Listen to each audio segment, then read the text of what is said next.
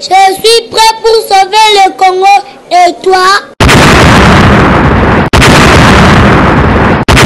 Je suis prêt pour sauver le Congo. Et toi? Pour l'amour du Congo, pas de recul. Pour l'amour du Congo, tous derrière Papa Charles Lourd.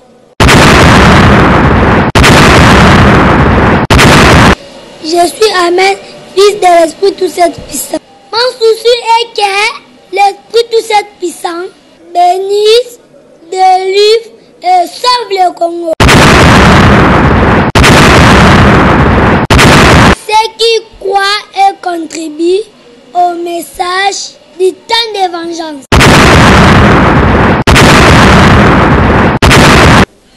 Ata bampasi ata minyoko ikuya utemaranga iko bangate. Alléluia, Yesu azali. Atako zanga atako finga ikuya utemaranga iko bangate. Alléluia, Yesu azali. Esprit azali. Kola pambola bino bandeko bana na Nzambe oyo bozwaka occasion ya kolia mapa na bomoi, liloba na bomoi, bilei na bomoi, na nzela ya message ya ainsi dit l'esprit oyo ezali nouvelle discipline, oyo ezali nouvelle ordre spirituel na bino ya tango oyo otobengaka la nation ainsi dit l'esprit. Nzambe ya pambola bino ba oyo nkolo asi ya fongoli esprit bozana compréhension facile. Tango boyoka kabiso directement vous comprenez de quoi il s'agit. To wuti wapi tozolo banini pe tozo kende wapi a pambola bino. Asunga nanu bandeko na biso bazali na kati ya ba chaîne ya minyololo. C'est-à-dire que ata yoki biso il faut ba présence et incrédulité moko ezo matana motema na ye abanda kotonga ba makanisi ya ndenge na ndenge azotonga ba makanisi lokola Pharaon azalaki kotonga amoni bilembo kokokisama epai ya Moïse. Il faut atika libota na Nzambe mais motema nezo kanga makaka okoyoka Moïse est-ce que Nzambe moto atindi to ndenge pe à des fois oza kotuna mituna, à des fois oza na ba doute Nzambe mutatindi Papa Charles ou bien bakisi ou bien beaucoup de questions biso toyebisa kabino ke kisi tokosimba yete biso nde tokotalisa mokili ke Nzambe azali, Nzambe asalaka. Donc na bisengo na ba pasi tokotika la fidèle na molimo mosantu. Tozalata na bitumba ya toba faiblesse ya makambo mosusu mais idolâtrie tokofuka maliboso na yete wana nensi di l'esprit toboyi toko sacrifier pe makila ya mutu te po tozwa succès po tokoma na bato ebele. Non, bato Nzambe mutu apesaka, succès Nzambe mutu apesaka, bozwi Nzambe mutu apesaka, ba porte Nzambe mutu afongolaka. Et d'ailleurs lelo bandeko o nyonso bayaki na kombo ya Yesu bakoti na kati ya banzela ya molili. Aujourd'hui il regrette pourquoi bakota kikuna. C'est pourquoi bandeko Nzambe apambola bino ba oyo boboyi ko fléchir makolo na bino mabolongo na bino liboso ya Bale, liboso ya Goliath, liboso ya Dagon, liboso ya ba puissance satanique boboyi. Bondimi ozala na 2 personnes, 3 personnes, mais otika la fidèle na Emmanuel, otika la fidèle na Christ Jésus, otika la fidèle na esprit tout cet puissant. Bana na Nzambe ezali voya Papa Charles oyo aza ennemi na bino te, mais oyo azali kaka révélateur. Papa Charles azali oyo ayebisaka bino pe na repetaka yango mingi na chaque partie ya mateya na pesa kabine que qu'on néglige révélation te, c'est-à-dire ndoto qu'on néglige yango te. vision qu'on néglige yango te, basine qu'on néglige yango te. Ezali banzela oyo nzambe ayaka kolobela biso. Nzambe alobelaka biso, Job asi alobaki yango na Job 33:14. Qu'on néglige pe bato na nzambe te, na nzela na bango nzambe ayaka kolobela biso, amemelaka biso lumière. Bref, to néglige bato na se na moi te. Mais tozala toujours bato ya discernement. Pona koyeba temps biso tozali. Pona koyeba bato oyo nzambe azali kotindela biso. Nzambe azali makomie lobi abongwanite, c'est-à-dire que il est toujours en exercice ya mosala, assez fatigagate, il travaille tous les jours. Izini na ye azali toujours ko créer ko sala ba papier, ba livre, ko koma pe ko tinda ya ye basali na se na moi. Lelo toza ko se retrouver na basali oyo nzambe atindi. Alors ezape na mosali moko te nzambe atinda ya gagner mokili mobimba te. Donc ata na te o croire ngai te, yeba ke basali nzambe atinda ata moko te ayeba ko convaincre mokili mobimba. To yaka kaka ko gagner ba ponami oyo nzambe atie na disposition na biso pona lobi kona ye. Donc soki ozwi message na ngai oyoki obandi ko convaincre bato na ndenga mabe pour protéger musique na bino, pour protéger religion, pour protéger église. Yeba ke ba pharisien pe basala kiango. Mais na yebsaka bino ke nzela nzambe ezali lokola mai fleuve ezali ko chola. Ata l'état azui ba moyen nyonso atie barrière na fleuve Congo, ayeba ke barrière na ye fin de compte ko bukana. Donc bino bato bosalaka mosala ya évangile ya mabe ono ya batinda mi ya nzambe, yeba ke bosalaka mosala mpunda parce que fin de compte maye ko ya komema na barrière ochaki na ba beton na yo mutu maye yankolo e komema bino. Donc notre problème ezali à convaincre bino nyonso te, mais notre problème ezali à accomplir mosala nzambe apesi biso. Nathan nini Yesu Masi ya bandi évangile, et Nathan bandi évangile a gagné combien de personnes? Bato yoye moko d'abord azalai na bango bazolo bake bazalai 12. Et Yesu Masi ya wana oyo bazalaki 12 a gagné 12 personnes. Yé na bango ba proche o bazozo enseignement ya mozindo ya Yesu. Ti azo tambola bato bazo croire bazo ya. Nombre na bango yebi bazali combien?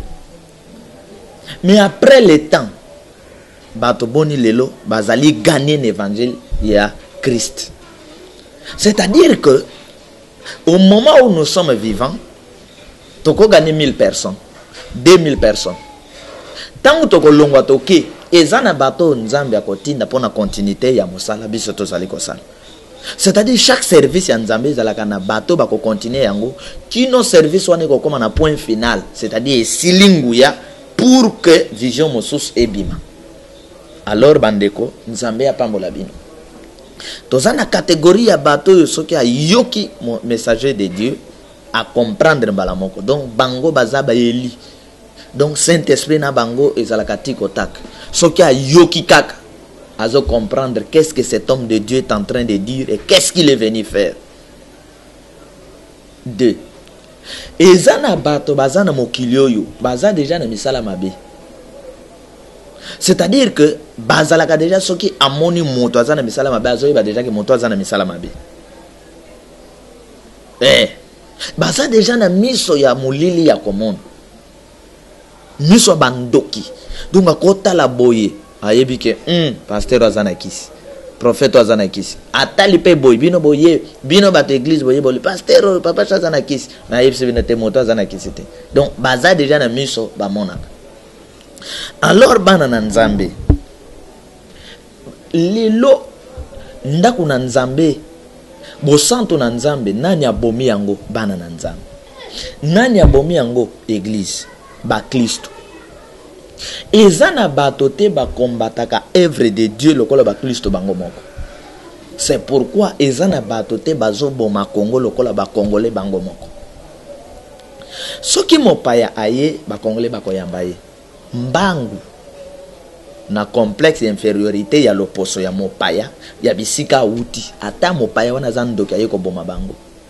Bakoyamba ye, l'État koyamba ye, ako protéger ye. Mais soki nzambe atindeli bino mutu boko bundisa ye. Boko baka ye nekulusu, boko empoisonné ye, boko luka bo détruire ye ba Kristo. Makambo ne bandi na yote mama. Donc lelo soki bo saleli kita ya kotel me la papa Charles, eza na Congo, eza na Allemagne, eza na France, eza na Amérique, eza la wapi. Na koka mwa yango te.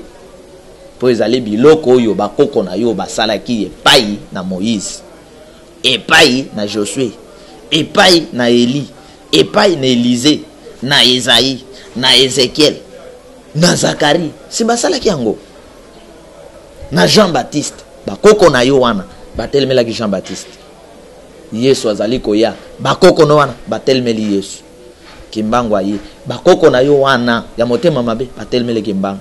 Muloto aye, bakoko na yo wana batelemeli muloto. E bongo na kokamwa lelo mutu amoke mokuse lokola papa Charles aye na mokili otelemela ye oyima contre ye ngana kamo na kokamwa te ozosala kama osalo bakoko no bakabe basalaki mama papa.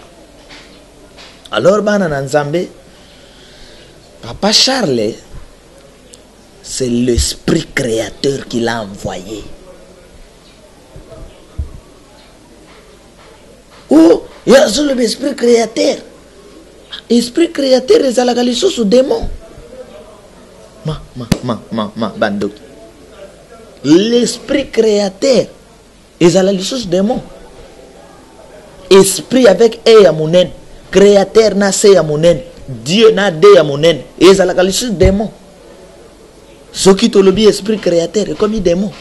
Donc pour bailler ba ke muto yo awuti na Nzambe falo ba Jésus-Christ de Nazareth. Est-ce que réellement tout ça la débat, ça fait débat.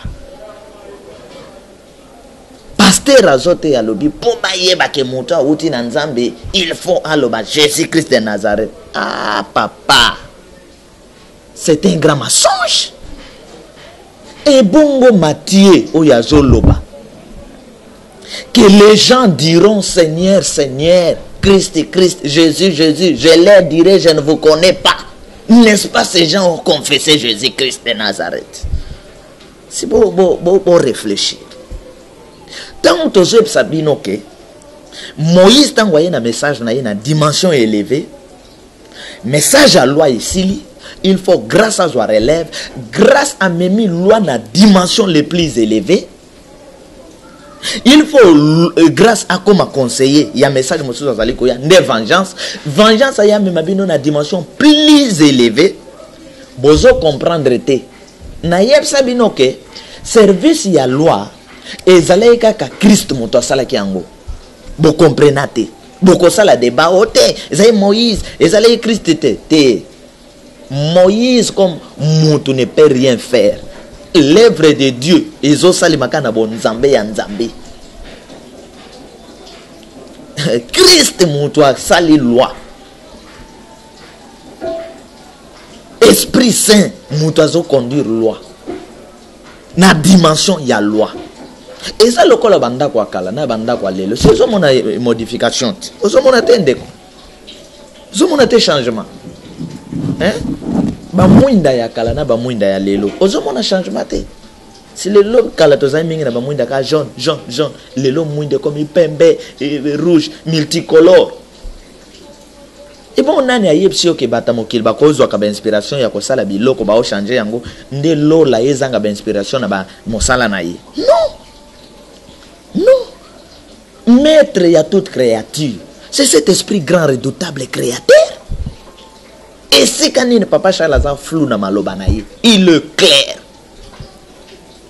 Il est clair. Nayeb sakabino ke soki etinda ya Nzambe okoksi yango te lisumu monene. Nakosi. Nayeb saki bino tangu na bandi mosalo oyo wana ete ile na mboka ezala ibo ete. Botala na bandi kote ya vérité quand bota la date na bandi côté ya vérité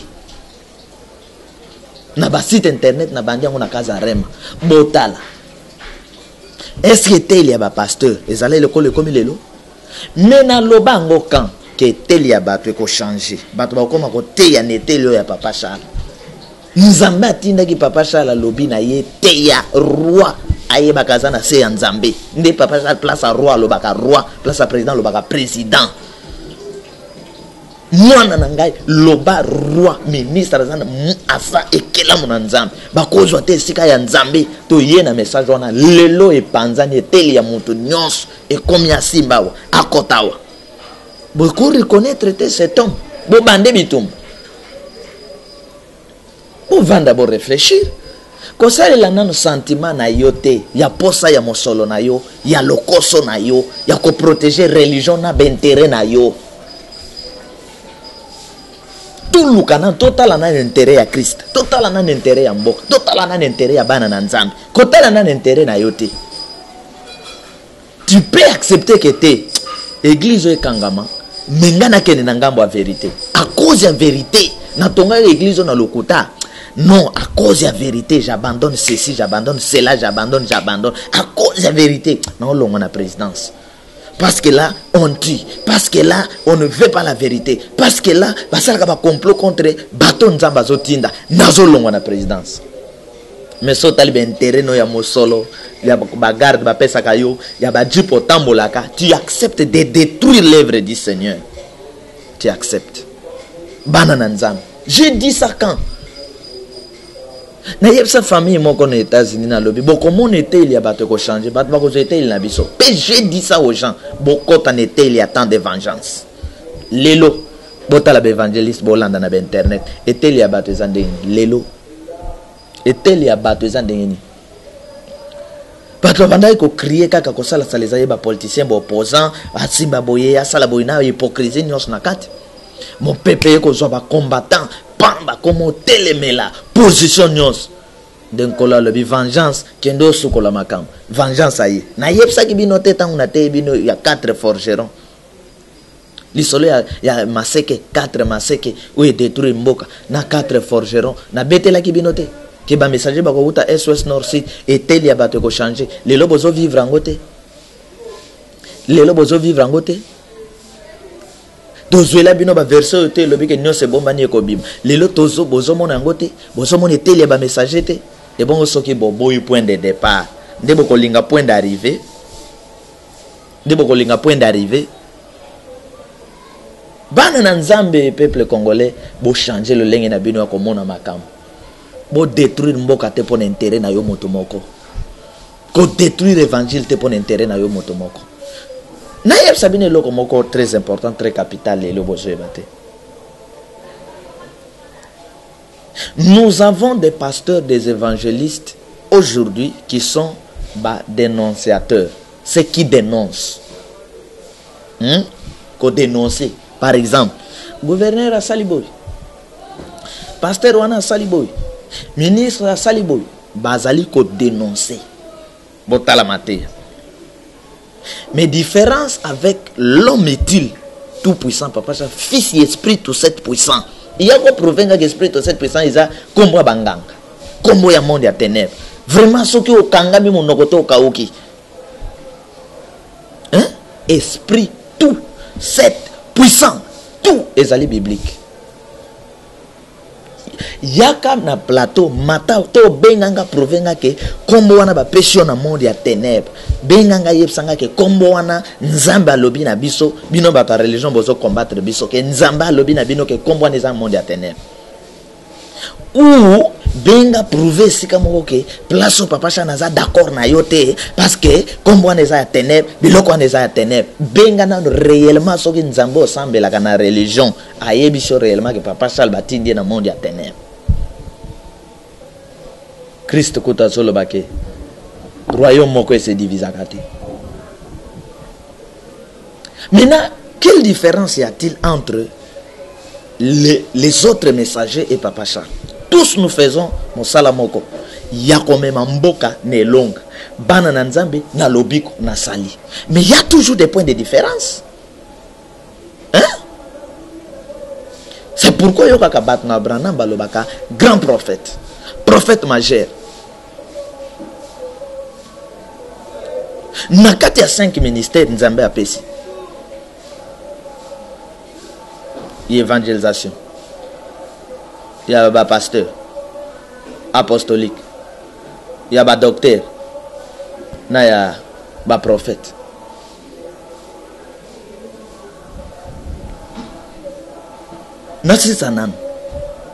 C'est-à-dire na tango oyo il y a des prophètes. Prophète tel. Azali dénonciateur. Bien en français, c'est-à-dire que mon oiseau dénoncé. Évangéliste tel, il dénonce. Dénoncer, il dénonce. Parce que dans place tel. Journaliste, dénoncer. Mais Papa Charles révèle. Bon, mon différence. Papa Charles révèle des choses. Particularité, il y a Papa Charles, il révèle des choses. C'est-à-dire, quand il prend un verset biblique, à Pesibino dimension, il y a l'écolo, il y a verset, il y a passage, oyoki bongo, fongwami, kakakakakak, bachene, katani. Au comprendre ma kamandenge mosus. C'est ça. Prophète majeur. C'est-à-dire quoi? Dans le ministère prophétique, nous avons les ministères prophétiques, nous avons maître. Donc, grand maître, Esprit Saint. Grand maître, Esprit tout cette puissant. Esprit Saint, bozomo na yewana, azalaki avant nzoto a Yesu. Aza mukolo ya nzoto ya Yesu. Maître ya nzoto ya Yesu. Esprit Saint. Azali grand. Oyo tozo benga Esprit Saint. Tout cette puissant. Je suis clair dans mon message. Ozala pour nga, ozala contre ngai. Je suis clair. Mon problème est ali tozala pour ngai, tozala contre ngai. Mon problème est ali annoncer le message de Dieu tel que récit.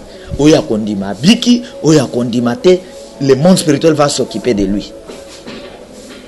Alors bandeko, na ministère prophétique, tozali na prophète majeur.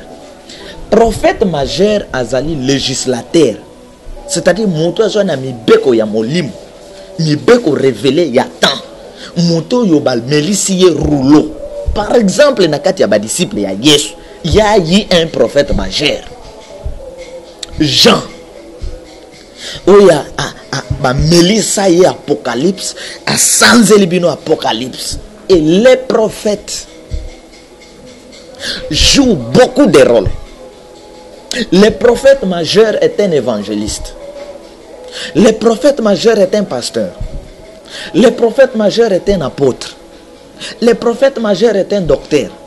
Le prophète majeur est un prophète. Il a aussi les dons de prophétie. Mais plus il a un livre, un message particulier que le monde spirituel va melisa kiye oya koya ko sanza na mokili pour na ko marquer temps ya bonzambe ko koti sabat na temps mosus ko matsabat na dimension mosus pe ko expliquer ba temps oyo précédent kiye. C'est pourquoi Papa Charles a soukité na niveau ko dénoncer, mais c'est un révélateur, législateur.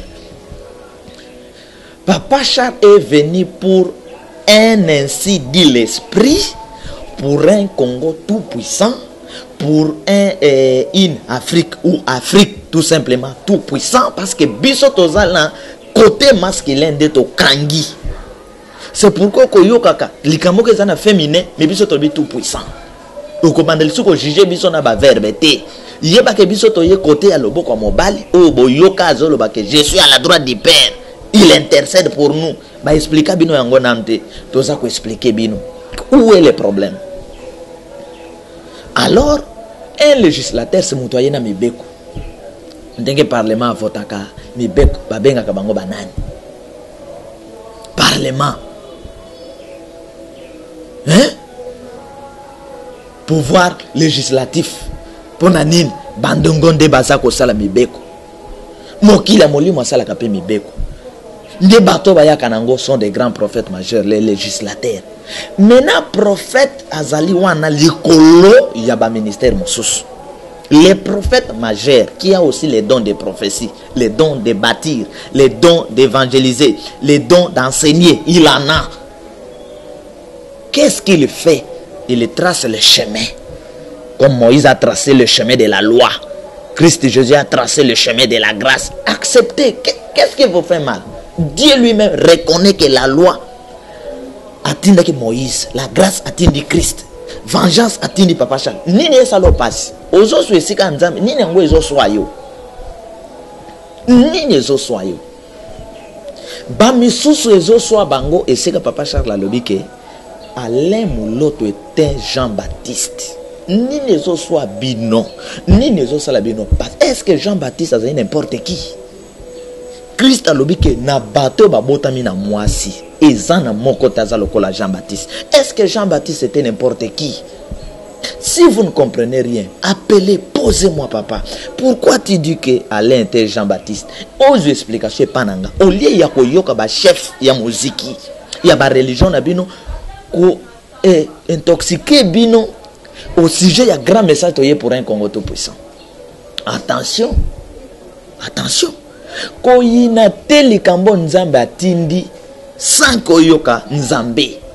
Na domaine spirituel otozali koya. Si tu n'es pas avec moi, tu es contre moi. Christ a dit ça. Et si tu ne comprends rien, koyoka te kaka maloba ya bato na jalousie. Lokola ba pasteur moko, azois bandimi na ye bazolanda Papa Charles. Baza convaincu. Pasteur wana azois sabango boyo bolanda ete. Bolanda ete. Azaya nzambe te. Me bandimi so balali na boto Saint-Esprit tungisa bango kaka. Mosoza moni te. Oyo eza na jalousie to landa yete. Ndenge ba pharisien basala ke pa Yesu. Mama moko ayeko benga lui papa. Mate ya na yo ezo matsabiso dimension. Mais abiso pasteur to landa yote na États-Unis, esalemi na France, esalemi na Allemagne, esalemi. Mais bato wana na Bible, nde na zo sabino bandeko. Tem nange ezali sortez du milieu de bobima na kati ya ba pharisien, na kati ya religion, na kati ya muziki. Pourquoi bato nzamba tinda soyi ba pese message? Nzamba zui bango nasima message ya bato wana vision tekala ko beba. Pona nini nasima ya bato wana boko makana posa mbongo. Pona nini? Kimbango a bien travaillé, mais bota la sima na ye. Moïse a bien travaillé, bota la sima ne ba pharisien. Mahomet peut-être nazebi vina ye na mozindote a aussi travaillé, bota la nasima bato na ye. Bota la bato na ye. Alain Mouloto a bien travaillé, nasima point d'interrogation. Alors boye bake chaque musala ba prophète ba ya ko sala to batinda mi nzambe suite nango ezalaka. Bato ba ya ka ko continuer œuvre wana ezalaka. Mais moto ko ya ko continuer œuvre wana te, œuvre wana e ko senga te ke il faut azalaka ka azalaki na groupe ya moto wana. Neta le Mouloto aye ne den, moto ko continuer den, faut azalaka moto ya azalaki na groupe ale Mouloto ou bien faut azale kolo moko na ale Mouloto ya libota na ye wana bo nzoto. Oyo bomona okimbango a travailler siko bazwa kimbangisi bapesa na bana na ye nzoto. O sikatenda travailler bazwa kaka mwana na ye nzoto. Wana biloko nzoto. L'esprit peut être ici atteint un maître Christ, mais il a ses disciples partout de gauche à droite. Ba disciples azana bango bako continuer œuvre bako panza œuvre et ba disciples bako ya plus loin, c'est comme aujourd'hui. Par la puissance de l'Esprit Saint au cette puissant. Nazana ko continuer suite ya Kimbango, suite ya Mouloto, suite ya Branham, suite ya posa ya bato église de Noir. Nazana ko continuer yango. Suite ya Christ Jésus. Nde temps de vengeance ezana ko continuer poursuite wana nyos, toucher ba dimension nyos wana. C'est pourquoi notre église de Noir bisika avant de soyoki Papa Charles amon lokolo Papa Charles azali moto na bango bato Abraham soki avandi atalele comment moto azali lokolo moto na biso. C'est comme ça.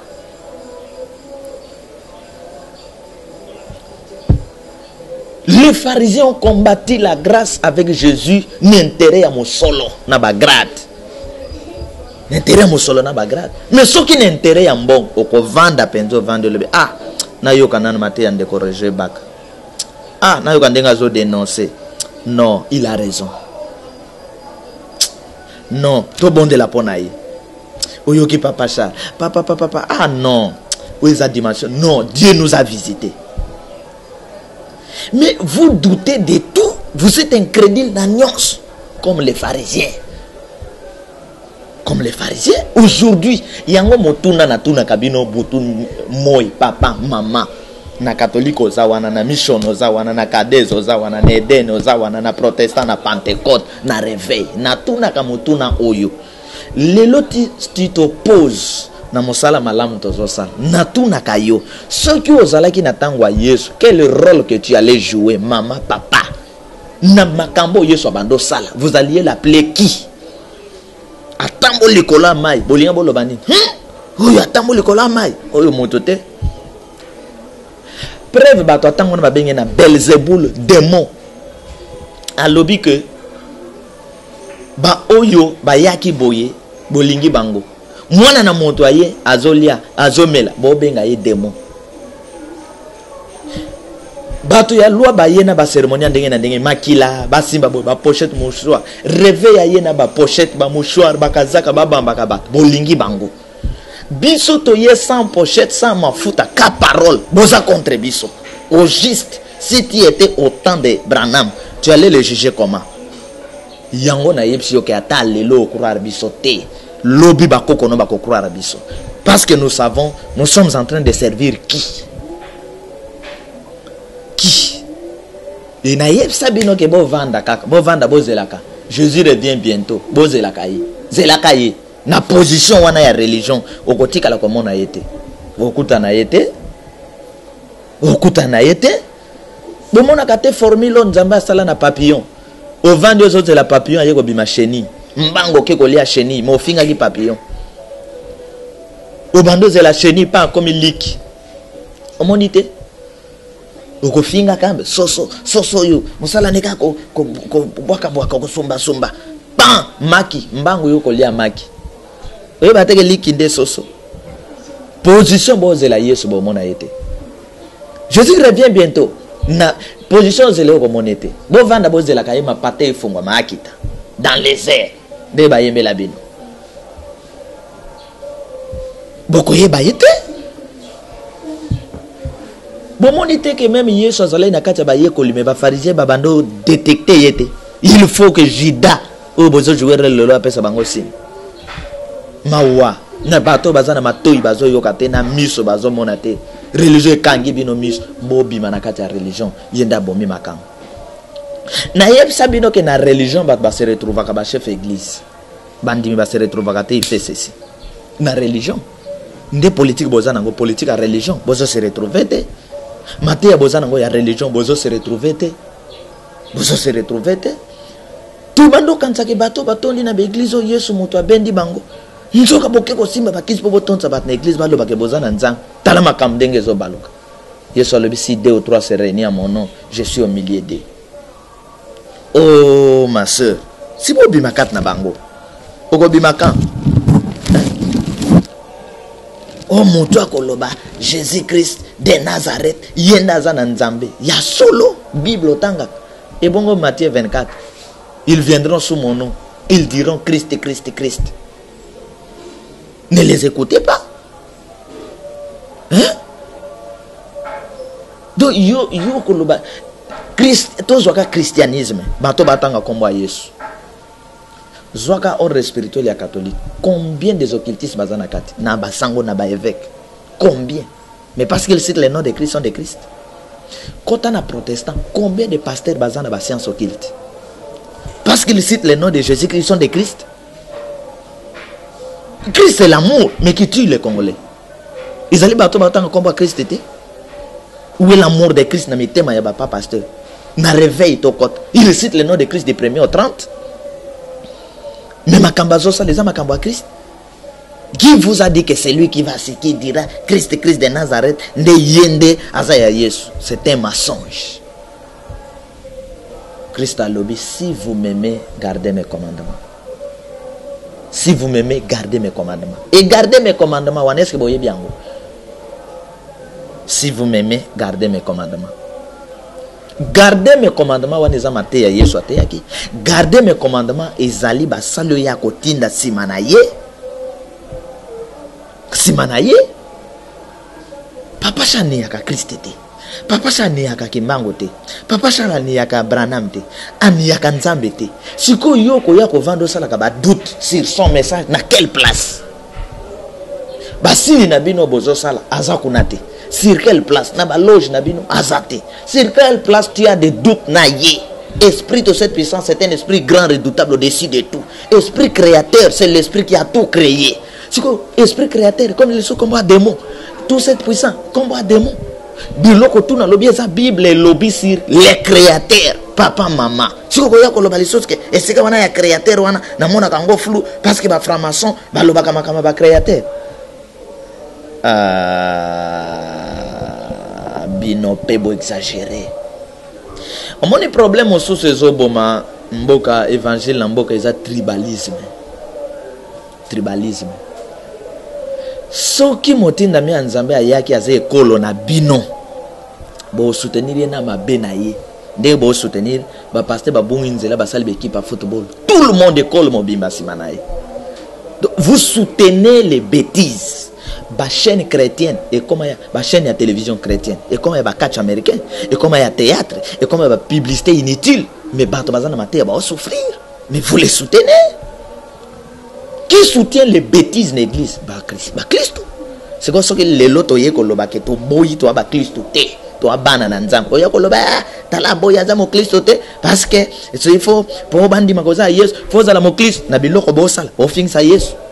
Bozo finsa Emmanuel toya kondima comportement na bino ya christianisme wan. Non, c'est pourquoi j'ai dit clair que nazali ya religion ya christianisme te nazali ya religion ya royaume et la justice de Dieu. Nazali mon Christ te, je suis enfant de Dieu. Enfant de Dieu. Et si quand Christ a levé na malobaneke bat baoya simananga bobenga bango ba Christ.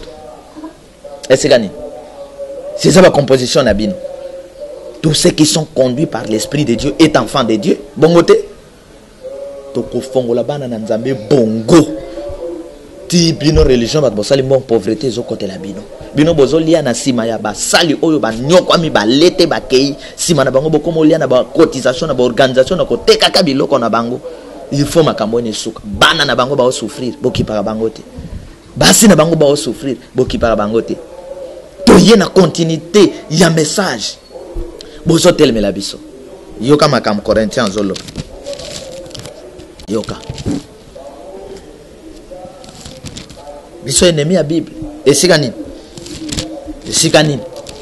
Toboy Bible. Tout ce que j'ai dit, les gens ont ma référence. C'est ça mon salaire, grand prophète. Le grand prophète vient avec les livres qu'on lui a donnés. Denaye na temps à vengeance. Pour un Congo tout puissant. Afrique tout puissant. Un monde tout puissant. Avec des enfants de Dieu tout puissants.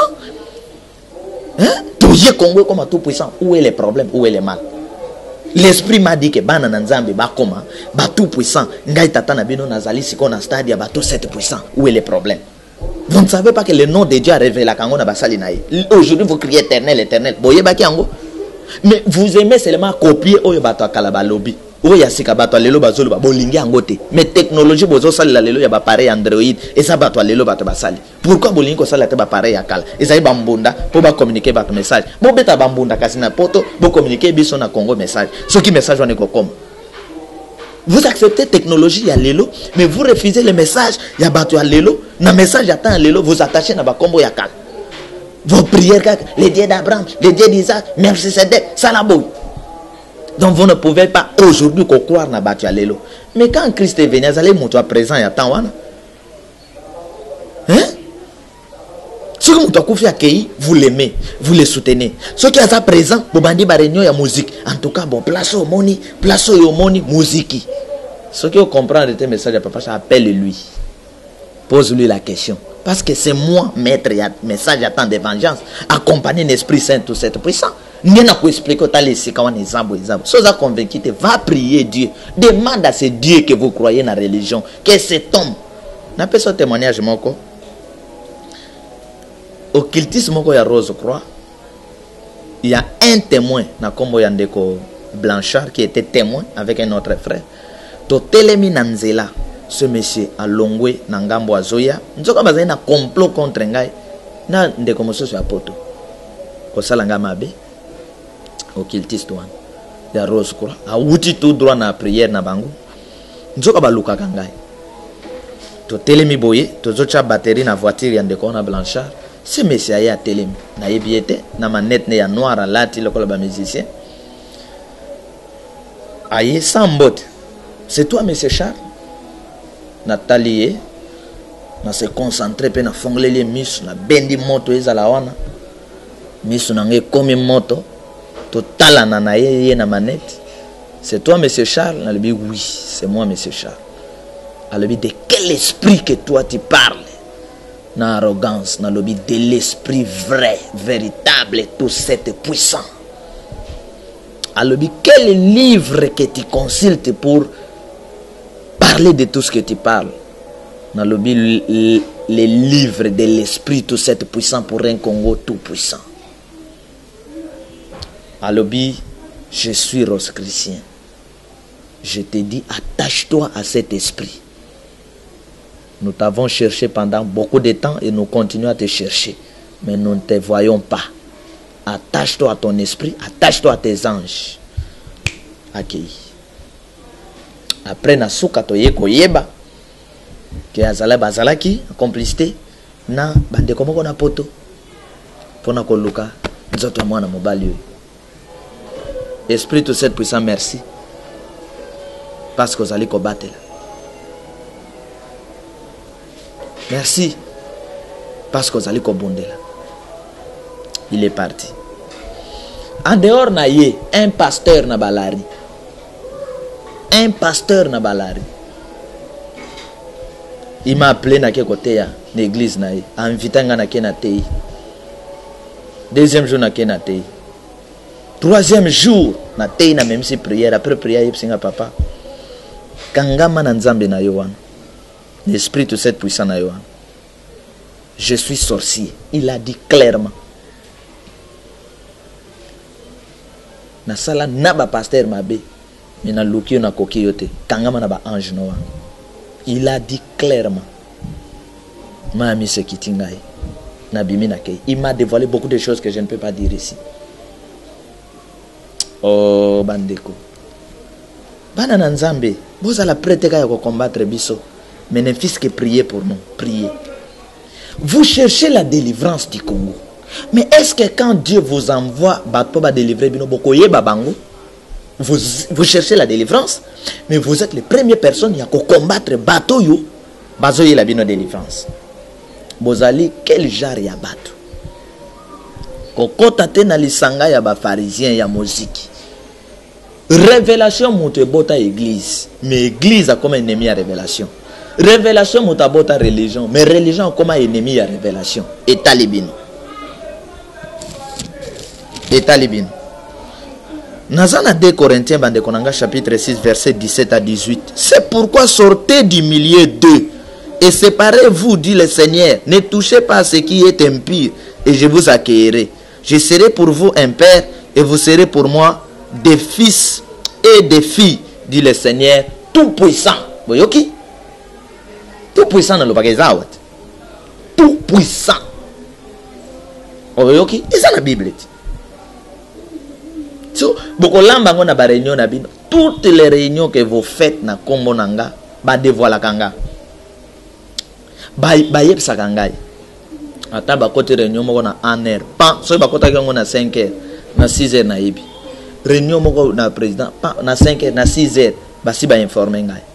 Bo kote réunion na Allemagne contre message nanga. Pan, so ba kota na 7 heures, na 8 heures na za au courant.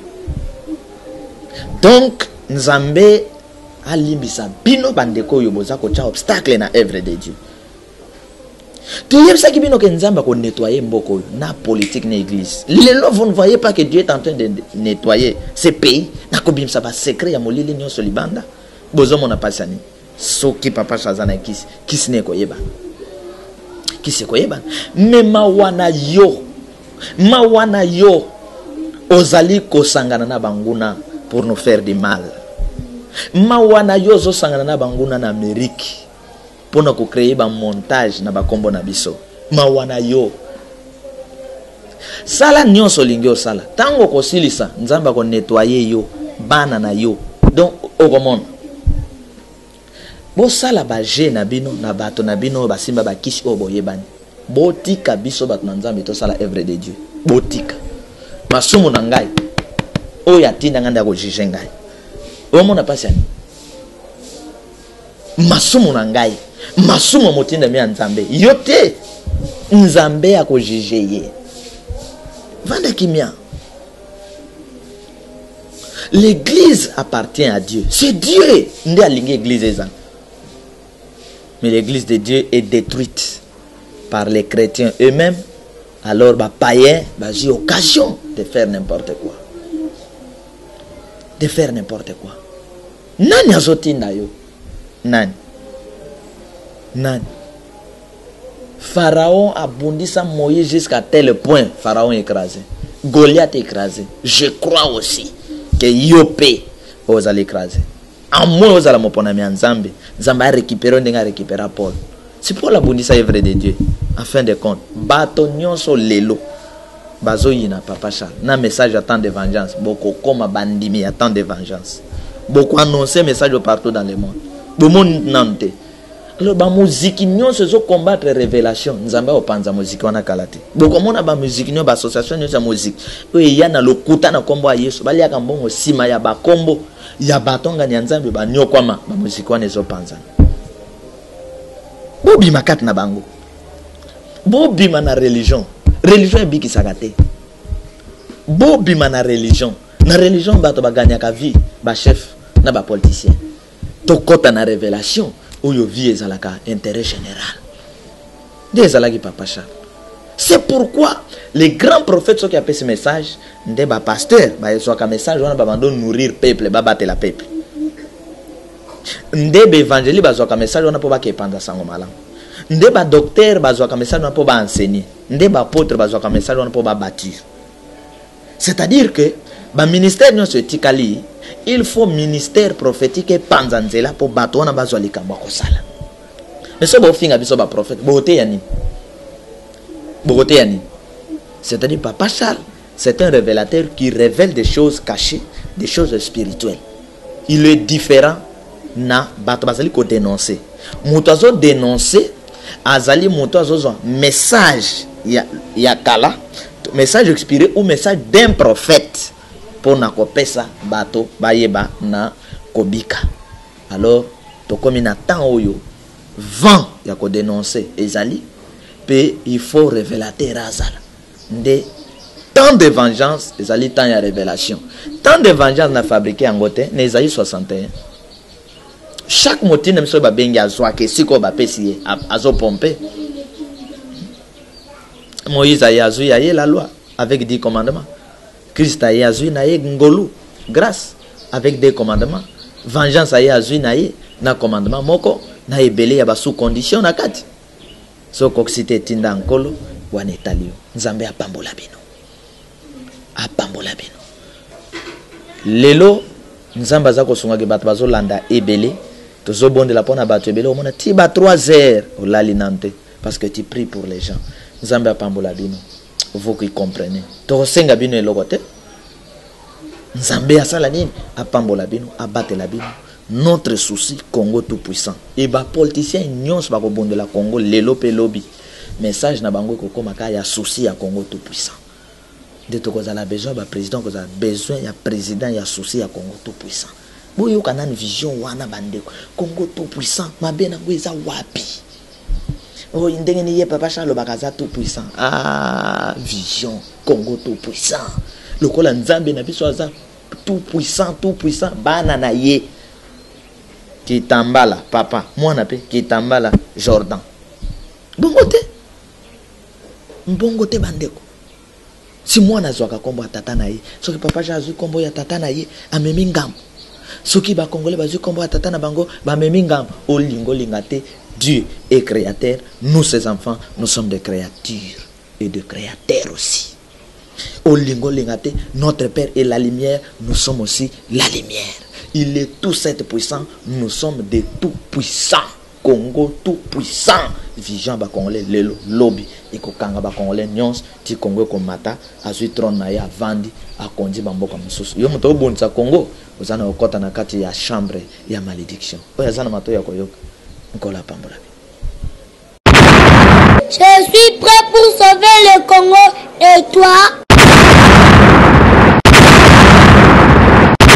Je suis prêt pour sauver le Congo et toi? Pour l'amour du Congo, pas de recul. Pour l'amour du Congo, tous derrière Papa Charles Lourd.